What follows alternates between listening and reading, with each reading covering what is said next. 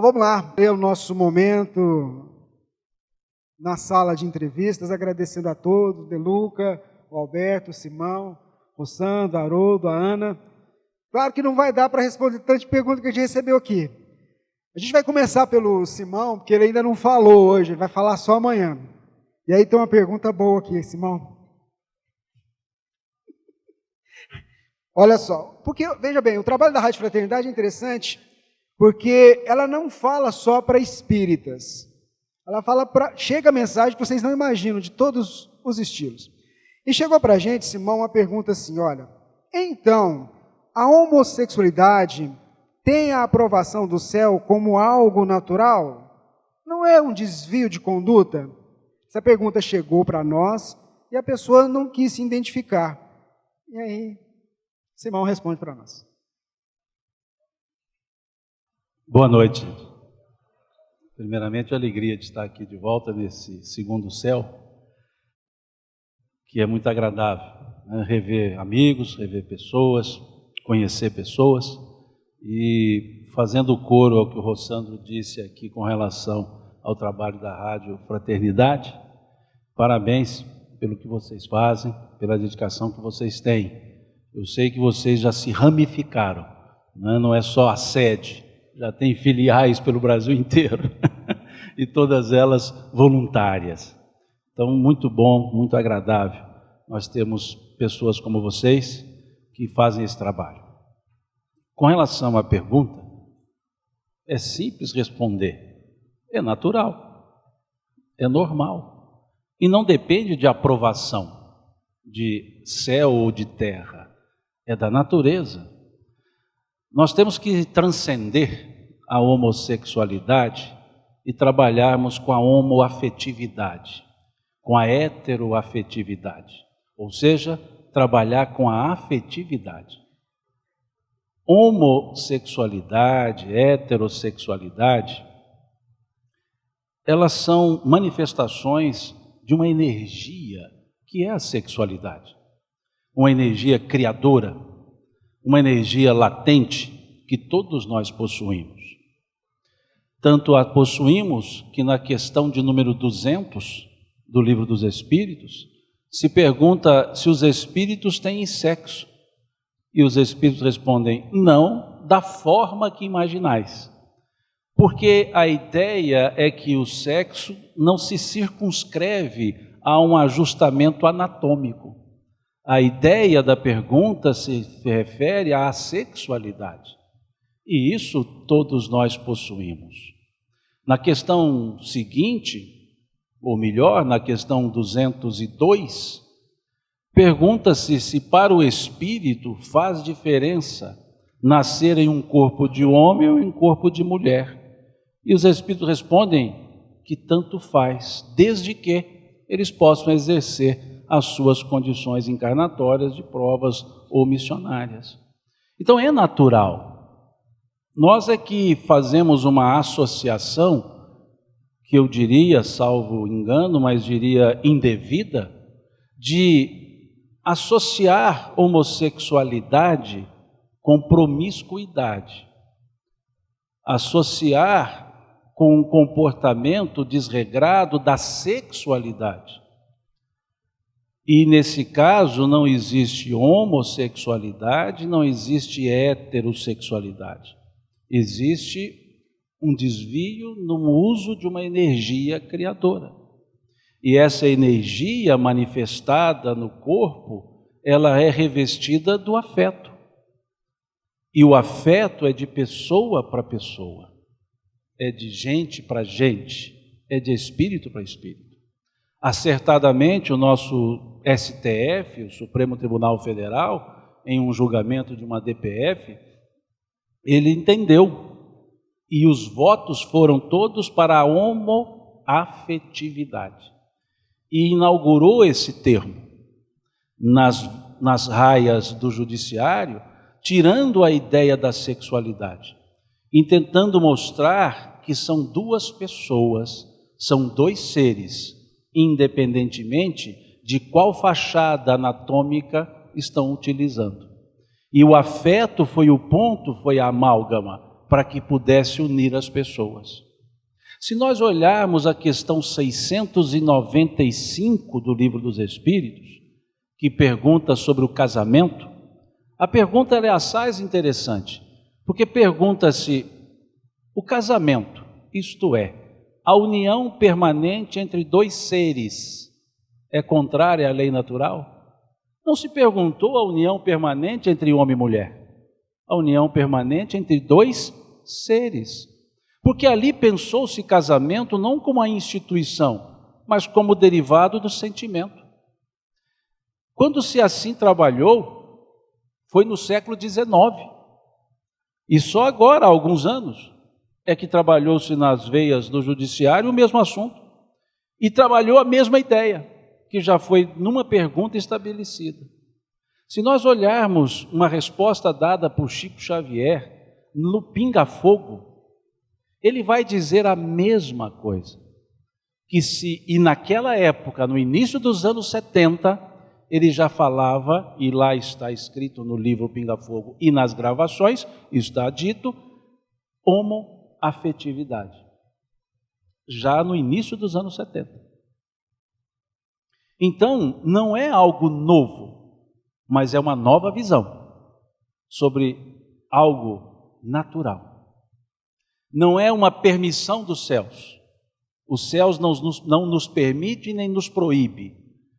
É uma questão de sentimento, de afetuosidade. Do homossexualismo, que assim era chamado, perpassou-se para a homossexualidade e agora se fala da homoafetividade.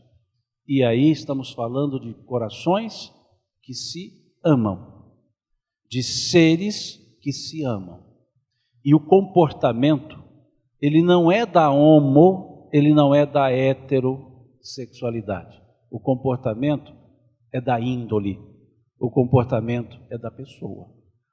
Pode-se ter comportamentos desvairados na heterossexualidade, na homossexualidade. Pode-se ter o respeito, o amor, no exercício sexual da heterossexualidade, na homossexualidade. Então nós precisamos agora dissociar o comportamento do exercício do afeto, que pode ou não caminhar para as carícias, caminhar para o exercício, para o ato, para o exercício da sexualidade.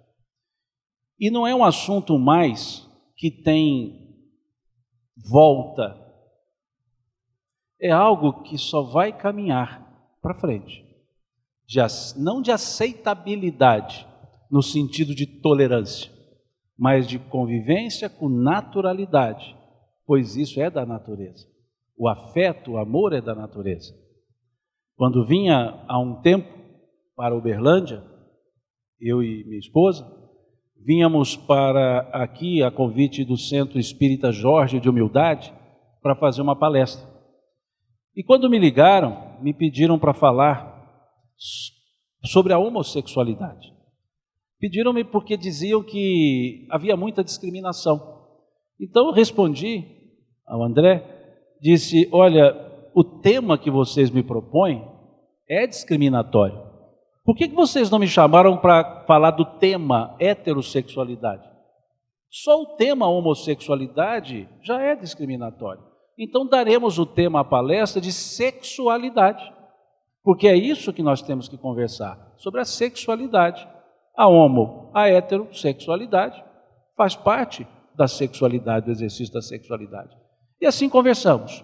E vindo para cá, aqui o pessoal que conhece, de Patrocínio para cá, cruzando ali a ponte do rio Araguari, minha esposa disse o seguinte: Pedro, tem aqui atrás conosco no carro 2 espíritos, ou 3 espíritos? Cabe 5, então 3 provavelmente atrás, no banco de trás. 3 espíritos, ou 2 espíritos, e estão indo para acompanhar a palestra. E antes disso, eu ia dirigindo e pensando, se a homossexualidade seria isso que a pergunta trouxe, algo de permissão?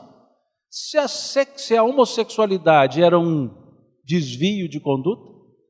Ou se era um assunto que ainda nós não tínhamos os conhecimentos necessários para desdobrá-lo? E se não era algo que só o tempo fixaria o entendimento? E isso eu pensava, eu não verbalizei. E aí minha esposa disse o seguinte: os 2 espíritos, ou 3 que estão aqui atrás, estão indo para a palestra, e estão dizendo para te falar que de fato é só o tempo que vai dar o indicativo sobre a claridade e clareza desse assunto. Que por hora nós nos limitamos a analisar a homossexualidade com olhos de heterossexualidade. Mas é um assunto que o tempo desdobrará. É um caminho sem retorno. Foi isso que ela me respondeu. Não passou pelo crivo do controle universal da comunicação dos espíritos. Mas como eu não havia verbalizado nada, e conheço bem, acho que conheço bem minha esposa, eu dei crédito a isso, porque me responderam uma pergunta que sequer eu havia verbalizado. E aqui, chegando para a palestra, respeitando os direitos autorais desses espíritos, eu disse isso na palestra, que de fato é o tempo. E aqui vou voltar a dizer que ainda nós não temos conceitos claros para trabalhar e explicar, mas que por hora, se entendermos que seres se amam e têm afetos, já é suficiente para entendermos que a homoafetividade e a heteroafetividade estão no mesmo plano e ocupam pesos idênticos na balança do equilíbrio do amor.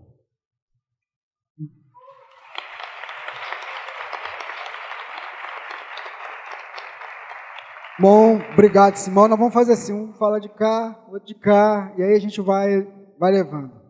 Bom, Rossandro, nós recebemos uma pergunta. Isso que chegou aqui para a gente recebe muito na Rádio Fraternidade. Tanto é que a gente acabou criando dentro da equipe um atendimento fraterno para poder dar um acolhimento. Porque vejam só, a pessoa não se identificou e pergunta: como ultrapassar 16 anos seguidos de desemprego, com uma depressão, sem oportunidades de emprego e numa família disfuncional? Aos 41 anos, não vejo luz no fim do túnel. Como fazer? É o velho deserto emocional. No Brasil, hoje em dia, milhões de pessoas estão com dificuldades, né?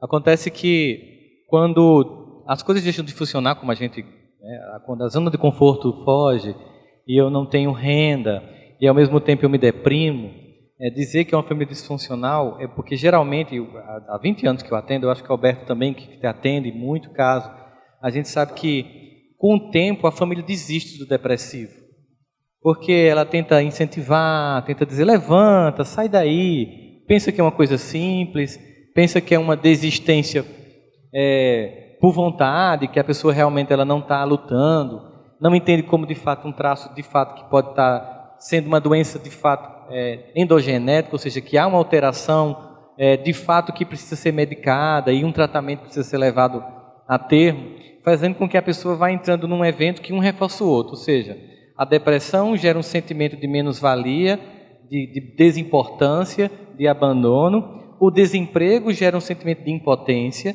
um vai reforçando o outro, e a tendência do indivíduo quando a gente vê esse discurso, uma família disfuncional, às vezes por que ninguém me salva? Por que da minha casa não vem recurso? Muitas vezes a família tentou fazer o que podia, mas acontece que existe um fato muito importante no relacionamento que a gente estabelece com Deus, que é a iniciativa pessoal para a mudança do patamar no qual nós nos encontramos. Existem muitas passagens do Evangelho em que Jesus passa junto de pessoas que têm dificuldades, e é sempre muito interessante a gente se perguntar por que ele não saiu curando todo mundo que estava no caminho. Por que alguns conseguiam e outros não? E a gente vai perceber que tem um traço comum na personalidade dos curados, né? Que é justamente a tendência do indivíduo de criar um movimento de saída.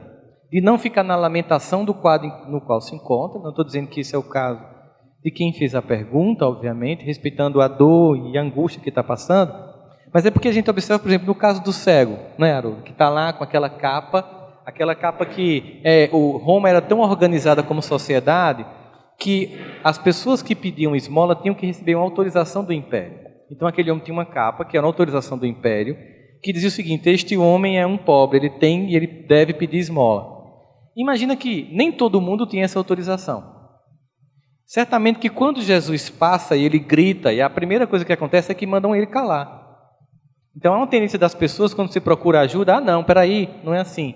Mas ele faz uma coisa fundamental em quem quer de fato se soerguer. Ele insiste, apesar de todos que tentam fazê-lo calar. Ele dá um grito mais alto. Eu acredito que Jesus ouviu primeiro, mas ele esperou um movimento mais intenso dele, como Zaqueu, que subiu nesse cômoro, como aquela mulher que tocou e parou de sangrar. Ou seja, tem que ter uma iniciativa minha de dizer: eu agora cansei de ficar no discurso da vítima, eu agora cansei de me identificar com minha doença temporária, eu agora cansei de ser visto como um depressivo, como um incapaz, como um desempregado, como uma pessoa estúpida, como alguém que não tem um curso, como alguém que tem um câncer, aí vai. Eu me cansei do rótulo e agora eu quero mudar. E essa iniciativa pessoal nós não podemos dar a ninguém, nem mesmo a Deus. Ela é nossa. Enquanto nós não reverberarmos isso, a cura ou a mudança do patamar não vem. Quando aquele homem insiste e grita, e certamente Jesus ouviu a primeira vez, né? Aí ele diz: chamem aquele homem. Aí vão lá e vão chamar, e ele solta a capa. Olha, você imagina que se ele soltou a capa, tinha um monte de gente atrás que pegou essa capa. Ele não podia mais ficar com ela. Bem ou mal, era essa capa que permitia ele pedir esmola e que permitia ele ficar ganhando a subsistência. Ele está dizendo o seguinte: a partir de agora, os recursos que eram apenas meus, ou desse poder temporal, desse império que agora me dá uma autorização de pedir esmola, eu abro mão disso. E de fato agora eu me entrego. E é interessante porque depois diz assim: e o homem passou a seguir Jesus. Porque não adianta pedir apenas a cura. É preciso não somente curar a dor do momento, mas desenvolver a profilaxia de contato com o Evangelho para não adoecer no futuro. Muitas pessoas buscam curas espirituais, curas de todas as ordens. As músicas de cura emocionam as pessoas: cura-se onde dói, cura-se bem aqui. Todo mundo quer a cura. Nunca ninguém se pergunta qual o objetivo desta doença. O que é que ela me trouxe? Esse deserto foi para mim dizer o quê? Porque se Deus é amor, e eu acredito nisso, todos nós acreditamos, não existe nenhum gesto dele que não tenha um caráter amoroso. Mas enquanto eu não entendo isso, apreendo esse chamado, e eu resolvo fazer o processo de mudança, eu vou ficar família disfuncional, eu vou ficar depressão, o desemprego, o governo, aí você entra na lista de Donald Trump, e aí por aí vai o Estado Islâmico, e cada um vai usar aquilo que a gente considera como não funcional para nos eximir da responsabilidade pessoal. Emmanuel tem uma mensagem belíssima em que ele vai fazer uma análise de uma passagem do Evangelho e diz o seguinte: é que aquela que tendes, né, Haroldo? Você até já fez um podcast sobre isso, maravilhoso. Que tendes? E aí ele vai dizer o seguinte: Jesus multiplicou os pães e peixes, mas ele esperou que a gente tivesse uma iniciativa. E ele até diz assim no final: está bem claro que basta migalhas de nosso esforço para que Deus faça o milagre do resto. E esse milagre é quando eu paro de encontrar culpados, quando eu paro de me culpar, quando eu paro de me identificar com a doença, com o desemprego e penso: eu preciso pedir ajuda a Deus e seguir e jogar a capa da zona de conforto para trás. Porque tem muita gente que permanece doente e não sabe disso, muitas vezes é inconsciente. E mais uma vez eu quero dizer, eu não estou me referindo à pessoa que fez a pergunta, mas aproveitando o questionamento dela para falar para muitos que assim se sentem, é que muitos de nós permanecem doentes porque tem um lucro com o estado patológico. E quando Freud desenvolveu a teoria psicanalítica, ele descobriu isso, chama-se ganho secundário da doença. É o seguinte: você vai se arrumar para sair com sua esposa, e aí você chama seu filho para dizer que vai deixar com a avó, ou vai na casa da tia ouvir uma babá. A criança não quer ficar longe dos pais. O que é que acontece com a criança quando você está tudo arrumadinho para sair? vomita, tem febre. Aí você fica, o que acontece com a febre? Passa. O que ela descobriu? Que a doença dá um resultado. Se você reforçar na criança, ela vai criar um esquema de chantagens para sempre adoecer, e quando ela virar adulta, ela vai imaginar o seguinte: eu não sou digna do olhar de ninguém, eu não desenvolvi em mim recursos emocionais para ser uma pessoa interessante, então eu tenho que chamar a atenção de algum modo, nem que seja de forma negativa, com um estado de doença. Quando você realmente abre mão dessa capa, dessa zona de conforto, você se lança sem medo para os braços do Senhor. É uma condição de fé. Eu me lembro muito, eu gosto muito de citar essa poesia que meu avô muito recitava para mim, de Khalil Gibran, poeta libanês, que diz que a fé é um salto no escuro para os braços de Deus. Quem não tem fé, nem salta, nem abraça. Fica no escuro. Todos os que foram curados deram esse salto.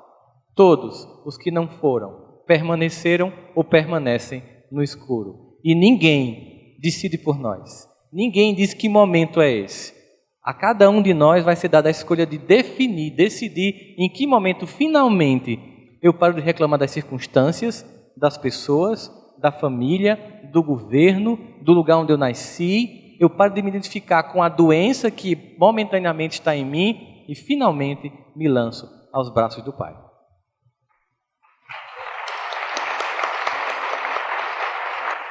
Alberto, o André lá de São Paulo mandou a pergunta pela FEB TV. Alberto, vivemos, como você mesmo alertou, o momento do erotismo. Como combater em nós esta onda de sexualidade sufocante? A questão da sexualidade enquanto expressão de erotização da vida e do cotidiano, ela está, quando eu coloco, numa perspectiva disfuncional, anômala. Porque, na verdade, se a sexualidade é uma energia criativa, e se ela brota da alma, nós poderíamos, a rigor, no lato senso da palavra, dizer tudo que a gente faz envolve energia sexual. Muito embora não envolva cópula. Então, nós não podemos desconectar a perspectiva criativa que a energia sexual traz como própria natureza, como própria função da vida. Nesse sentido, e a pergunta que ele faz é exatamente nos implicando, eu quero dizer que nós estamos mobilizando essa energia sexual todos os dias, independente de estar transando ou não. Seja no transe mediúnico, energia sexual, seja no toque de abraço a um amigo, seja no cuidado com o filho, seja quando você está compondo uma obra, qual nós vimos aqui, uma obra de arte composta em grupo, resultado, vamos usar na força de expressão, como um grande êxtase sexual, no sentido da energia criativa, dos poemas, da musicalização, da harmonia, das vozes, até o Milton Nascimento se fez presente aqui.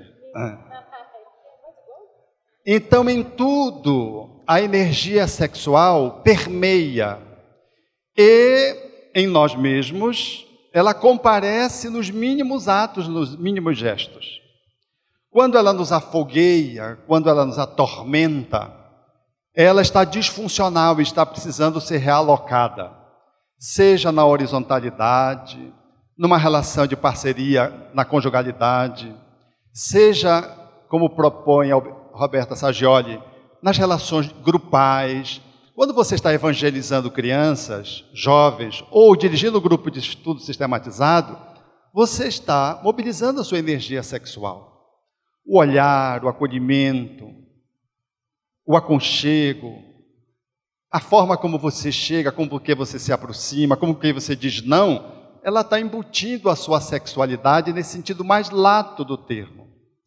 Baratear o uso dessa energia, que talvez é que gere em nós mesmos um incômodo. Aquilo que a sociedade faz de uma forma selvagem, de uma forma vulgar, barata, aonde ela comercializa a sexualidade e ela nos usa e nos usa o quê? A nossa energia sexual, a nossa compreensão de sexo que está comprometida, vai enganchado, e por isso vem o marketing, e por isso vem uma sexualização pobre, empobrecedora, e por isso surge, portanto, uma distorção da sexualidade na vida, porque ela nos implica. E aquilo que está fora está dentro, ou seja, aquilo que a sociedade vende é porque nós compramos. Então, há em nós, sim, uma inadequação, muitas vezes, na utilização da energia sexual. Quando eu vi o Rossando falando acerca do giro em torno de um eixo, no qual você olha, volta para o seu eixo, volta para o seu eixo. Nós todos os dias estamos sendo chamados a fazermos o uso da nossa energia sexual, seja no nível, quando convidados a um processo de cópula, a união física propriamente dita, seja através dos processos criativos, porque uma criação deformante, ela leva uma energia sexual deformada. Então, quando nós nos sentimos com uma sexualidade que não está bem ecológica intrapessoalmente, eu preciso avaliar como é que está a parceria com a amorosidade, para que ela possa fluir, seja na horizontalidade, seja na verticalidade com o divino. A sexualidade mística, propostas em alguns segmentos religiosos ou seitistas, fazem menção exatamente a esse êxtase colocado para o divino, buscado por estratégias, por caminhos que envolvem meditação, que envolve práticas posturais. É uma outra forma de trabalhar a energia sexual. Eu penso que no nosso cotidiano, trazendo para nós, como o perguntador fez, nós precisamos avaliar como é que está o trânsito da nossa energia no trato dentro de casa, na relação com o nosso corpo. Porque o ato, por exemplo, de comer um alimento e devorá-lo é um ato também que embute uma energia sexual deslocada. Eu não transo, não traio, mas me traio quando como demais. O abuso para as drogas, muitas vezes, vem exatamente nesse fosso no qual eu não consigo ocupar com a minha energia sexual, mantendo a minha ecologia de funcionamento social, e aí eu entro com a droga numa tentativa de anestesiar, numa tentativa de fazer um transe motivado por substâncias. Então, a nossa sexualidade, ela não está apenas na postura e na compostura física, vestuário, com que nós comparecemos no cotidiano. E não está no sexo propriamente dito. Ela está em tudo que se faz.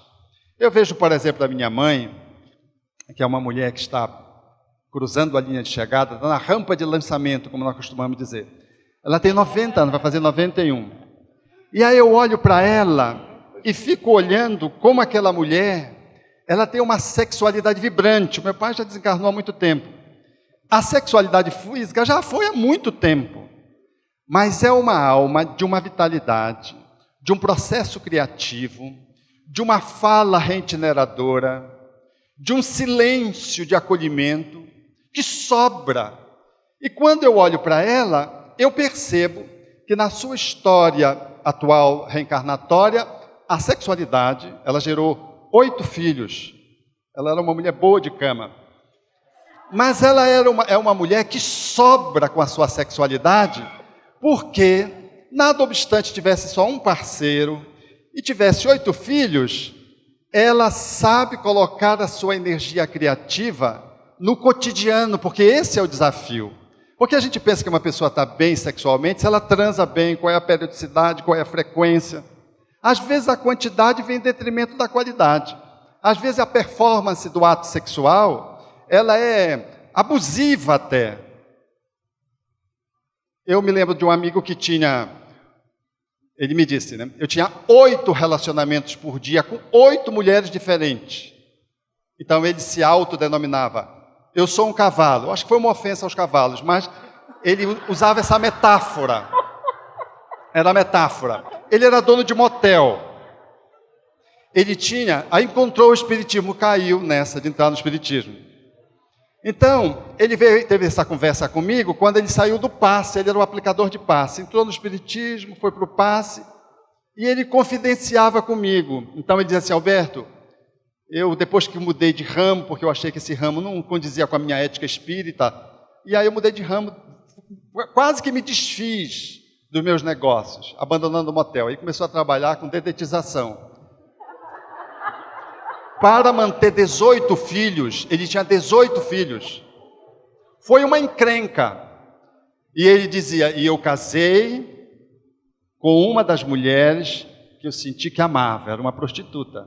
Dentre as mulheres que ele transava, tinha uma que ele tinha uma afeição, ele casou com essa. Aí ele me disse assim, pé de ouvido, ela tem uma dificuldade imensa por conta do passado dela na prostituição, de ter uma disponibilidade sexual. Então eu vivo um jejum considerável, mas eu tenho uma alma pacífica. Era curioso ver aquele homem que tinha 8 relações sexuais dia, agora casado com uma ex-prostituta, que mantinha um intervalo de comunhão sexual física propriamente dita bem expressivo, e que conseguia ser o aplicador de passe, que conduzia as pessoas. Ele era uma pessoa admirável. Ele reencontrou um novo modo de fazer fluir a sua sexualidade no cotidiano. Ele saiu daquele sexo compulsivo para exercer uma energia sexual criativa, porque agora guiada pela amorosidade. De posse disso, nós podemos fazer a nossa reflexão pessoal. Como é que está nosso erotismo? Como é que comparece a minha energia sexual no meu cotidiano? Em que ponto eu estou centrando a minha potência sexual? Hoje nós vivemos, para encerrar, expositor, quando vai responder pergunta, quer logo fazer palestra. Hoje nós vivemos um mundo que expressa muito bem isso, né? O poder de um homem. Nós observamos o Trump hoje e ficamos assustados, porque aquele cidadão parece que ele saiu da casinha ou nunca esteve, eu não sei. Então, isso é o poder de uma sexualidade desequilibrante, uma sexualidade viril, predominante, patriarcal, um mundo onde a sexualidade feminil não compareceu ainda, a despeito de algumas mulheres ocuparem espaço de poder, mas elas ocupam usando a energia viril. Então, Trump é exatamente um máximo num planeta que estamos em transição, da excrescência daquilo que nós podemos dizer de uma energia sexual posta a serviço do poder absolutamente despótico. Então, trazendo para o nosso pequeno lugar, como é que está o exercício, a administração do nosso poder, valendo-nos da nossa energia sexual, já que a energia sexual ela é mais difícil de gerir do que gerir a energia intratômica. Bom, vamos lá, o Haroldo que vai responder a próxima pergunta que nos chegou. Ela não está identificada também, e a gente recebeu muitas perguntas não identificadas. Interessante, acho que o tema suscitou algumas perguntas e a pessoa às vezes não quis se identificar para ouvir a resposta dos nossos amigos. Vamos lá. Gratidão sobre esclarecer 2 ferramentas do silêncio e humildade com nossos credores. Mas ao mesmo tempo nos leva a uma solidão imensa. Como aguentar esse rojão quando a nossa necessidade de expor os sentimentos gritam em nosso coração? Pergunta boa, hein? Pergunta boa. Tem uma mensagem do Emmanuel que ele diz assim, que nós, chega um momento, eu vou dizer com as minhas palavras, né? Chega um momento na jornada do espírito em que ele precisa aprender a ciência da elevação. A ciência da elevação.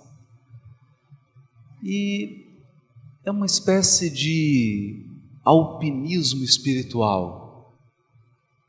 E uma das características da elevação espiritual é a solidão, que Emmanuel vai chamar de a solidão dos cimos, a solidão das alturas.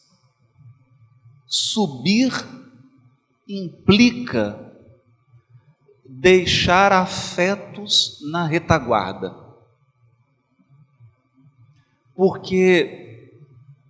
Primeiro, porque nós não subimos todo, por inteiro. Partes de nós sobe, partes de nós fica. E nos outros também. Então a gente experimenta um processo de comunhão com o outro que é fragmentado muitas vezes. Por exemplo, você quer dizer de um ideal e as pessoas mais caras não conseguem compreender esse ideal que você está abraçando. Você quer confidenciar uma emoção, um vislumbre, e para as pessoas mais próximas, aquelas que fazem parte da partilha do seu coração, elas sequer conseguem divisar o horizonte que você está divisando. E vice-versa. Elas também, por sua vez, estão vivendo processos específicos que não estão na sua pauta afetiva. E, portanto, elas terão vislumbres que você também não será capaz de entender. Os místicos espirituais vão se referir a isso de uma solidão povoada. Você está cercado de milhares de criaturas, mas se sente só. A questão aqui, quem sou eu para... Eu estou ainda dando os primeiros passos nisso, porque acredito que o processo de depuração espiritual, quando ele atinge um nível de intensidade, ele requer de nós uma ressignificação da solidão. E chegou às minhas mãos um livro de Teresa de Ávila, chamado O Castelo Interior. Ele está traduzido agora para o português. E a Teresa de Ávila vai falar de uma meta profunda que se chama a comunhão com Deus, a comunhão com o divino. Mas ela fala da comunhão com Deus não de uma perspectiva de que você sai para ir num lugar e encontrar-se com Deus que está em um lugar exterior. Não. Ela vai dizer que Deus está no aposento mais secreto da sua alma, o salão do reino, onde há um trono, e lá o rei, o soberano, no mais íntimo da sua intimidade, lá está ele. Mas que esse salão do reino, ele é circundado. Agora vamos pensar como se fosse uma coisa tridimensional. Então pensa numa cebola. Lá no centro da cebola está o salão do reino. Mas o salão do reino está cercado por diversas camadas e camadas, até chegar no mais exterior, que é a casca. E a nossa consciência, ela vai e volta, vai e volta. Ela vai para os aspectos mais externos e tenta penetrar nesses aspectos mais interiores. Então, eu tenho aprendido, através da experiência de Teresa de Ávila, que, primeiro, a solidão como nós a definimos é uma ilusão. Você nunca está só. Porque em última instância, Deus nunca está ausente de você.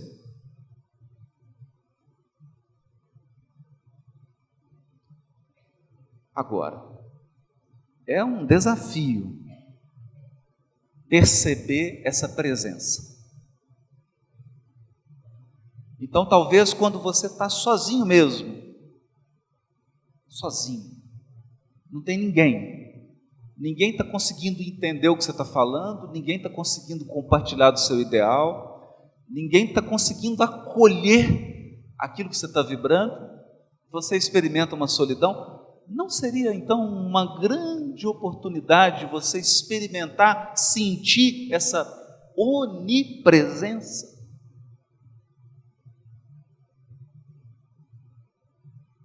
É um processo árduo, por isso que se chama ascensão, por isso que é subir. Árduo. A onipresença de Deus é de uma sutileza tão grande que ela parece ausência. Então a gente precisa muita prática, muita prática. E Jesus vai dizer lá no Sermão do Monte: entra no teu aposento íntimo e ora em segredo. Por quê? Porque você desencarna sozinho, não tem jeito. Eu lembro que assim, eu não tenho nenhum medo de fazer cirurgia, nenhum, tenho pavor. Eu fui fazer uma cirurgia no joelho, e aí me fizeram ficar nu, colocaram uma camisola, e aí eu comecei a tremer. Uma sala sozinho. Você ia tremer todo. E não estava minimamente disposto a sentir a presença de Deus. Eu queria era uma pessoa mesmo. E entrou a anestesista. Ela chegou, olhou e falou: você está com medo? Eu falei: não. Você está enganado. Eu estou com pavor. E o acolhimento dela foi assim, protocolar, burocrático. Ela olhou para mim e falou assim: não tenha medo. Virou as costas e foi embora.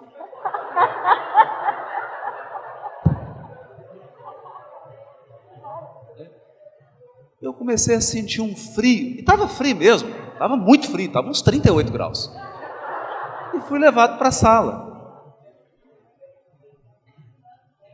E na hora que eu cheguei, deitei, aí que eu tremia mesmo, a maca fazia... E aí chegou ela, e que esfriou mais ainda, ela era um gelo. Eu esperava dela, ao menos assim: não, você não vai ver nada. Alguma coisa assim, né? Vai passar, né? E ela já chegou, falou: ainda está tremendo, né?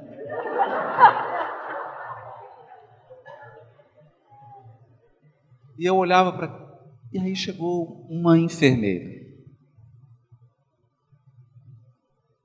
E ela, vendo que eu estava muito nervoso, muito tenso, ela resolveu me sedar antes de anestesiar. Então ela já preparou um soro. Eu falei: vai, agora eu não vou ver nada, né? Vai mandar eu contar até 5, eu não vou chegar no 3. Aí chegou a enfermeira, era uma senhora. Ela puxou o cobertor, assim, cobriu meus pés e falou assim: fique tranquilo, eu vou ficar aqui durante toda a cirurgia.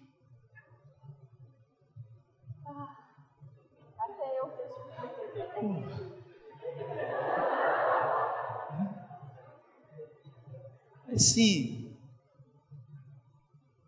Aí a outra conversou comigo: você está nem prestando atenção. Falou: você vai contar até 5? Eu falei: não precisa. Para com isso, aplica logo. Vou contar 5. Vou conseguir chegar nem no 3. E apaguei. E depois voltei e ela estava lá. Na hora que eu acordei, ela estava do lado. Aí sentiu frio. Está bem? Está conseguindo mexer o pé? Eu falei: ainda não. Não, mas daqui a pouco vai voltar. Mas isso, de lá para cá, eu tenho pensado muito sobre isso, até porque a vida tem insistido em me dar essa lição, então eu estou precisando muito dela, que é ressignificar a solidão. Ressignificar. Você nunca vai ficar sozinho. E quando a gente resolve encarar essa experiência, você começa aos poucos, porque é bem aos poucos mesmo, né? Não é nada assim extraordinário, não, é um passinho, 1 milímetro por vez. a gente vai aprendendo que muitas das nossas inseguranças, muitos dos nossos desatinos, muitas das nossas compulsões, muitos dos nossos exageros são todos frutos do medo da solidão.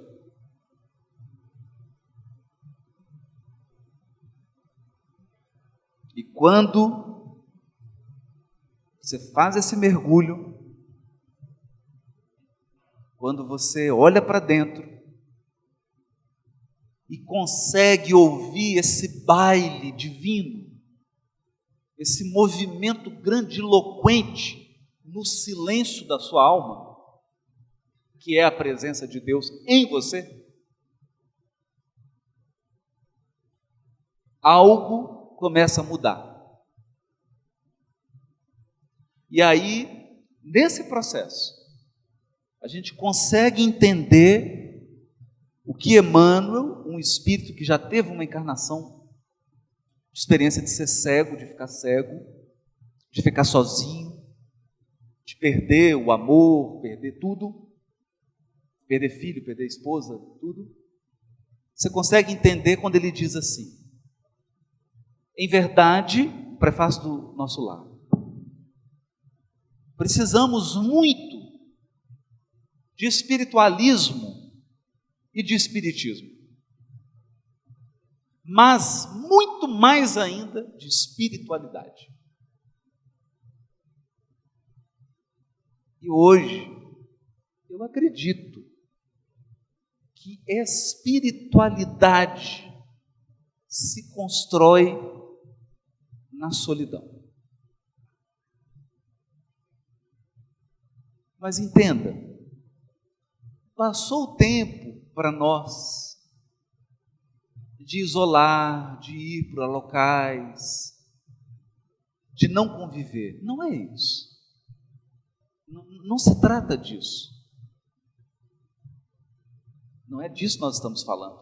Até porque você pode não fazer a experiência da solidão e da espiritualidade, mesmo estando num local sozinho, fazendo voto de silêncio. E a Teresa vai dizer isso no livro dela. Porque ela escrevia para freiras carmelitas que tinham dificuldade em fazer o processo de espiritualidade dentro do convento. Então não é por aí. É em meio à rotina, em meio ao cotidiano, em meio ao tumulto, em meio ao acelerado da vida, diversas obrigações, encontrarmos esse espaço dentro de nós, que mesmo que ninguém esteja ao seu lado, ou esteja apenas de corpo presente, de alma ausente, porque a pessoa está ao seu lado fisicamente, mas a alma dela não vibra, não te acolhe, não te compreende, não divisa o seu horizonte. Isso também é solidão. Mesmo nessas circunstâncias, você sinta-se inundado de uma presença que é permanente, onipresente, dentro de você, que te aquece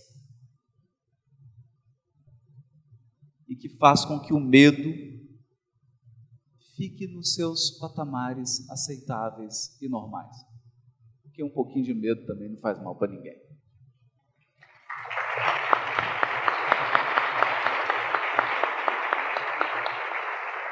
Obrigado, Haroldo. Bom, De Luca, uma pergunta que chegou para a gente aqui, a pessoa também não quis se identificar, mas questiona o seguinte, ou quer tirar essa dúvida, né? Vamos lá. Jesus disse: perdoar não 7 vezes, mas 70 vezes 7 vezes. Até que ponto isto não interfere na nossa dignidade, no autorrespeito, na nossa valorização, considerando, por exemplo, o adultério cometido repetidas vezes? Preciso fazer uma consideração do que seja efetivamente o perdão. Como se tem dito, escrito, aliás, o Rossandro tem uma obra belíssima sobre isso. Perdoar não significa concordar com o mal que nos fizeram. A pessoa que praticou um determinado ato, ela assume a responsabilidade pelo que cometeu. Mas a vítima não pode ficar carregando o peso, a ressonância daquele mal eternamente. Porque o perdão, em última análise, não é um ato que se concede ao outro, é uma liberdade que se dá a si mesmo. É liberar-se de um fardo, continuando o infrator com a responsabilidade pelo ato cometido. Nós nos lembramos aqui do Papa João Paulo II, que sofreu o atentado. O infrator foi preso. E ele foi ao presídio perdoar, num gesto de reconciliação, mas não pediu às autoridades da época que libertassem o infrator. Então, quando nós falamos e quando Jesus fala do perdão incessante, quer me parecer que a proposta é de libertação para aquele que perdoa, porque aquele que foi perdoado não está isento perante a justiça divina de reparar o mal cometido. Então, é uma chance que nós damos a nós mesmos. E aqui eu me recordo de uma história contada pelo Dr. Bernie Siegel, um cirurgião, um oncologista, que, segundo ele, os médicos têm uma ligação direta com Deus. Depois vocês perguntem isso ao Alberto.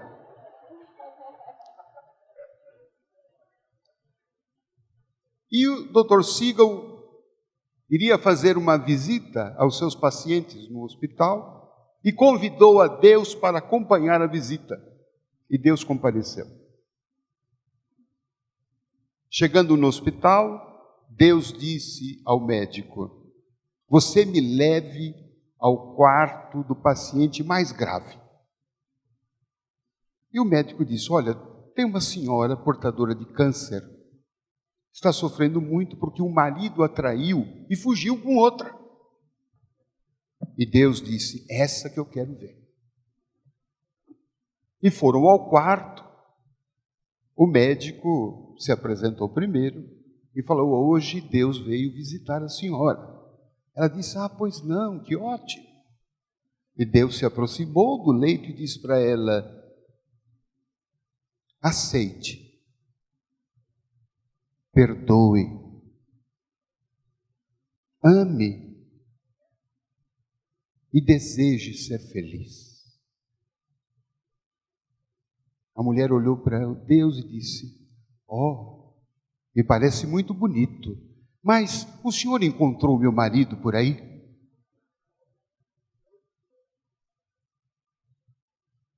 O que é que nós podemos deduzir dessa história? Ela não estava em condições de ser curada, como o Rossandro apresentou na história. Não era uma pessoa curável. Por quê? Porque ela não estava preocupada em ser feliz. Ela estava preocupada em se vingar do marido, inconscientemente, para trazê-lo ao hospital e dizer a ele: olha o que você fez comigo. O meu câncer é a minha vingança. E o pior que não é uma atitude inteligente. Porque é provável que, se assim permanecer, ela irá desencarnar prematuramente. E aí então, enfim, o seu marido ficará eternamente liberado.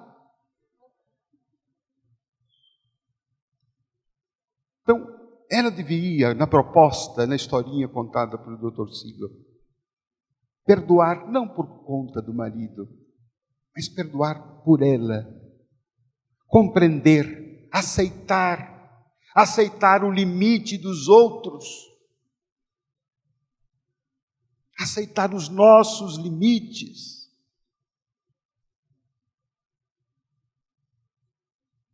Perdoar e desejar ser feliz, esquecendo-se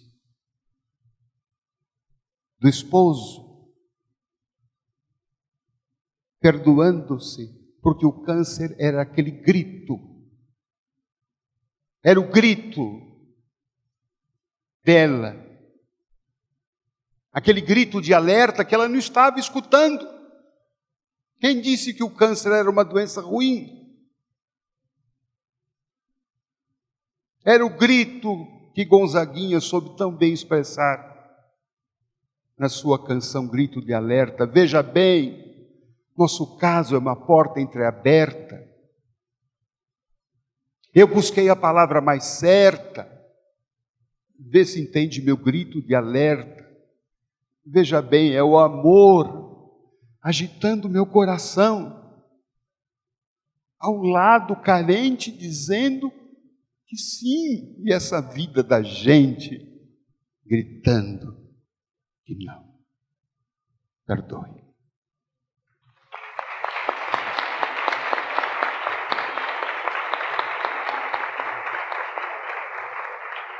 Muito obrigado, De Luca. Muito bom. Ana, agora é para você. Tem uma perguntinha aqui. Olha só. O que dizer das pessoas que realizam cirurgias radicais em todo o corpo no intuito de modificar totalmente sua aparência, por não se aceitarem no sexo biológico? Uma pergunta que foi enviada sem identificação para nós. Mas tem certeza que é para mim, né? O Simão disse que ainda bem. Vou pegar um pouco de carona em algumas coisas que foram ditas. Acho que a tarefa maior que a gente precisa, nesse processo todo de cura que a gente está falando sobre cura aqui, né? Na verdade. Essas curas das emoções que a gente está buscando aqui, é um processo chamado de concordância. Quando a gente não consegue concordar com quem a gente sempre vai buscar ser quem a gente não é, seja no plano físico, né? No sentido de mudar o corpo, mudar seja o que for, ou tentar mudar os outros com os quais eu convivo e assim por diante. Quando o De Luca estava falando do perdão, eu fiquei pensando, claro que o perdão é um processo de libertação que acontece comigo, porque se eu achar que eu tenho esse poder todo de perdoar alguém, já não estou mais no plano humano, né? Eu já estou superior ao outro. Já virei juiz, já saí do meu lugar de igualdade que preconiza, né, a existência humana. Nós somos todos irmãos iguais. Ninguém aqui é superior a ninguém. Essas diferenças de títulos que a gente tem não conferem nenhuma diferença entre nós. Nós estamos no mesmo planeta, mesma faixa moral, enfim. Temos aqui algumas variações, mas nenhum de nós aqui é melhor do que ninguém. Então aqui ninguém tem poder de perdoar ninguém que é do lado de lá. O perdão é uma outra coisa, um processo de concordância com as coisas, no sentido de que as coisas são tal como são, e se está acontecendo isso na minha vida, eu tenho alguma coisa a ver com isso. Não existe nada que aconteça na minha vida que eu não tenho nada a ver com aquilo. Tem aí algo meu, mesmo que eu não tenha muita clareza do que é. Mas então, o que pensar daqueles que fazem mudanças corporais para poder adequar esse corpo? É isso, né? Esse desejo interior, fazer mudança de sexo. Eu acho que a gente está engatinhando nesse assunto. Nós estamos ainda tentando compreender todas essas mudanças e novas maneiras de ver, de viver, de sentir. Então, eu não tenho nenhuma resposta pronta sobre isso. Mas eu ainda não me deparei com pessoas felizes nessa modificação. Não quer dizer que não haja. Eu ainda não me deparei. Eu tenho a impressão que é uma tentativa de resolver um conflito que é de ordem psíquica, moral, por vias concretas, que é o que a gente pode de modo mais rápido, né? Eu conversava com a minha filha sobre medicamentos antidepressivos quando meu filho mais novo desencarnou esse ano, que passou. Ela, então, havia ido ao médico, o médico tinha receitado e tal, e eu conversei com ela bastante sobre as consequências de um medicamento, como suicidar e tal, se era essa escolha mesmo, né? Que tal se a gente escolhesse algo do tipo tomar passes, um tratamento homeopático, aumentar as sessões de terapia semanal, e ela fazer uma viagem de autoconhecimento junto com isso, e de concordância dessa perda afetiva, enfim. E aí ela me respondeu assim: mãe, mas eu tenho pressa. Então, quando a gente tem pressa de resolver as questões da alma, as soluções, eu acho, que são violentas. Eu não quero dizer que eu sou contra os antidepressivos, eu acho que antes da gente escolher algo tão radical, às vezes, como uma cirurgia de mudança de sexo, que tal se a gente escolhesse algumas outras alternativas que requerem um pouco mais de tempo para poder lidar com essas inquietações? Eu não creio que Deus se equivoca. Se você nasceu com esse corpo, tem alguma coisa que você tem que se haver com esse corpo desta maneira. Então, eu não tenho nenhuma resposta pronta, porque a gente ainda tem muita coisa para caminhar. Mas acho que é um tema para a gente poder pensar. Não tomar atitudes tão rápidas e tão radicais para resolver como se o nosso corpo fosse uma mera coisa, né? O nosso corpo é um templo sagrado e, como tal, requer um estado de contemplação também diante dele, né? Eu estava aqui ouvindo a resposta do Alberto sobre as questões sexuais, né? Sobre essa energia bonita, que é a energia criativa, que é a energia da vida, que nos faz sentir vivos. Eu fiquei pensando, nossa, a gente não consegue lidar com o não das coisas, né? A gente quer o sim o tempo todo, que os estados compulsivos eu não suportar o não, é tudo sim. Então, quando a gente está diante do desejo e eu não consigo ter liberdade diante do desejo, não tem a possibilidade do não, eu acho que a gente já se aprisionou. E aí o que é aparente liberdade, eu poder ter tantas relações sexuais quanto eu quero, eu acho que é um aprisionamento, né? Então, a gente precisa poder olhar para essas opções que a gente escolhe para resolver as nossas dores do coração. Tudo que diz respeito às dores da alma, também às alegrias, requer de nós esperar. Essa música linda que a gente escutou aqui. É preciso espera. A gente precisa de tempo para entender o que a nossa alma precisa. E aí, então, a gente evitar esforços para cuidar.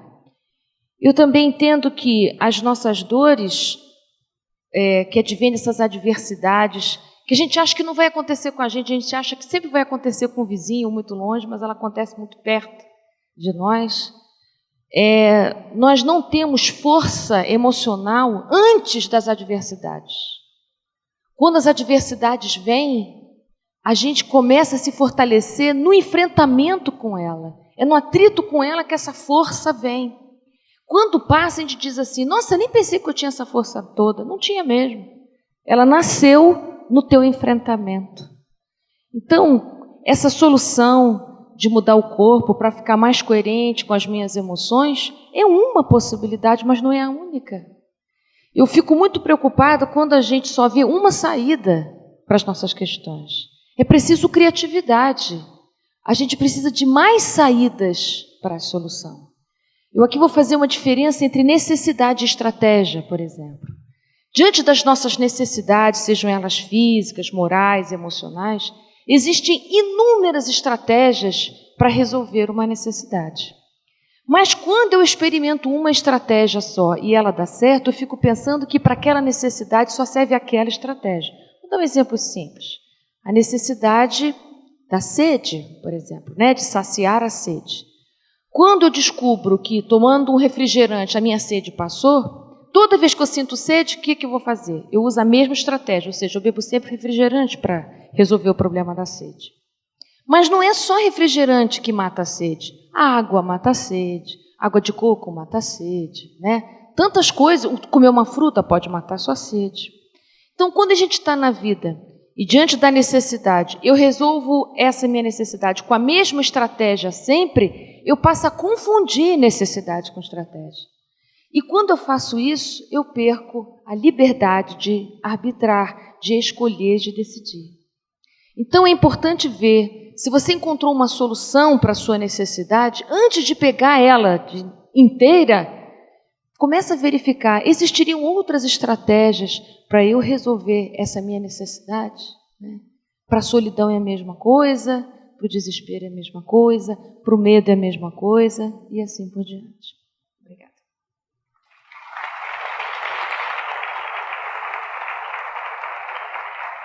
Obrigado, Ana. Obrigado mesmo. Bom, gente, nós vamos caminhar para o final, até porque não dá tempo de uma outra rodada de perguntas, né? E não seria justo um pouco responder, o outro não responder. Mas a gente tem muitas perguntas aqui. A gente vai fazer o seguinte, a gente vai mandar para o pessoal, grava pelo WhatsApp e manda para a gente veicula na Rádio Fraternidade. Aí até aumenta a nossa audiência, tá?